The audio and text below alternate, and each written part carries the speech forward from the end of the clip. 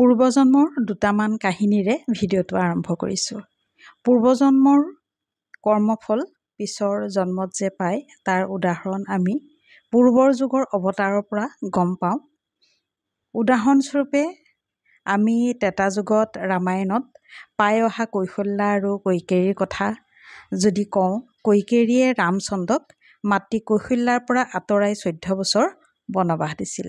গতিকে তাৰ কৰ্মফল হিচাপে দ্বাপৰ যুগত কৈকেয়ীয়ে দৈৱকী ৰূপে অৱতাৰ লৈছিল আৰু নিজ পুত্ৰ কৃষ্ণক নিজৰ পৰা আঁতৰাই ৰাখিব লগা হৈছিল। সেইদৰে কৌশল্যাই নিজ পুত্ৰ ৰামচন্দ্ৰৰ পৰা আঁতৰি থাকিব লগা হৈছিল। সেইবাবে দ্বাপৰ যুগত যশোদা হিচাপে তেওঁৰ অৱতাৰ হৈছিল আৰু শ্ৰীকৃষ্ণক লালন পালন কৰি তেওঁ ডাঙৰ দীঘল কৰিছিলে। আনহাতে লক্ষ্মণে ককায়েক ৰামচন্দ্ৰক এনেকৈয়ে সেৱা শুশ্ৰূষা কৰিছিল, তাৰ ফলত ৰামচন্দ্ৰই কৈছিলে যে পিছৰ অৱতাৰত তুমি মোৰ ককায়েক হিচাপে অৱতাৰ ল'বা আৰু মই তোমাক সেৱা শুশ্ৰূষা কৰিব পাৰিম।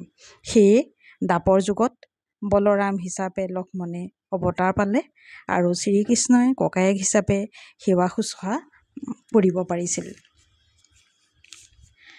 আন এটা কাহিনী হ'ল শিৱ বাবাই যেতিয়া পত্নী পাৰ্বতীক কৈছিল যে ত্ৰেতা যুগত মোৰ হনুমান ৰূপে অৱতাৰ হ'ব আৰু মোৰ বিবাহ নাথাকিব, মই বাল ব্ৰহ্মচাৰী হিচাপেহে থাকিম।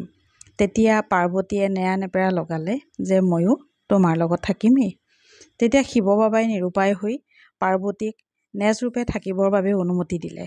সেয়ে লংকাত ৰাৱণৰ সৈন্যই হনুমানক বান্ধি নি যেতিয়া ৰাৱণৰ সন্মুখত থিয় কৰাইছিল, সেই সময়ত ৰাৱণে হনুমানক বহুত ককৰ্থনা অপমান কৰিছিলে। সেই সময়ত হনুমান স্থিৰ আৰু গম্ভীৰ আছিল আৰু নেজডালে বহুত ধৰফৰাই আছিল, কাৰণ নেজডাল তেওঁৰ পত্নী হিচাপে আছিল।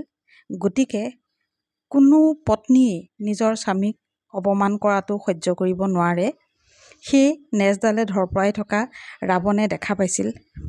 সেয়ে কৈছিল যে ইয়াৰ নেজডালেহে বহুত ধৰফৰাই আছে, সেয়ে নেজডালকে ইয়াৰ জ্বলাই দিয়া হওক। যাৰ ফলস্বৰূপে গোটেই সোণৰ লংকা ধ্বংস হৈছিল। কিছু গ্ৰন্থ অধ্যয়ন কৰি বা কিছু শুনাৰ মাধ্যমেৰে এই কথাখিনি আগবঢ়োৱা হ'ল। এই কথাখিনি একেবাৰে চমুকৈ কোৱা হৈছে ভিডিঅ'টো দীঘলীয়া নহ'বৰ বাবে। গতিকে আমিও পূৰ্বজন্মত যিখিনি ভাল কৰ্ম কৰি আহিছোঁ, সেই কৰ্মখিনি বৰ্তমান সময়ত আমি ভাগ্য হিচাপে পাওঁ। গতিকে আমাৰ নিজৰ যিটো কৰ্তব্য, সেই কৰ্তব্যখিনি 100% আৰু লগত পূৰ্বজন্মৰ যিখিনি ভাল ফল তাক আমি ভাগ্য হিচাপে পালে আমি জীৱনত যিখিনি উদ্দেশ্য থাকে বা মনেৰে ভবা কামখিনি সফল কৰিব পাৰোঁ। আৰু যদি কথাখিনি ভাল পাইছে লাইক, শ্বেয়াৰ, কমেণ্ট আৰু ছাবস্ক্ৰাইব কৰিব বুলি আশা কৰিলোঁ।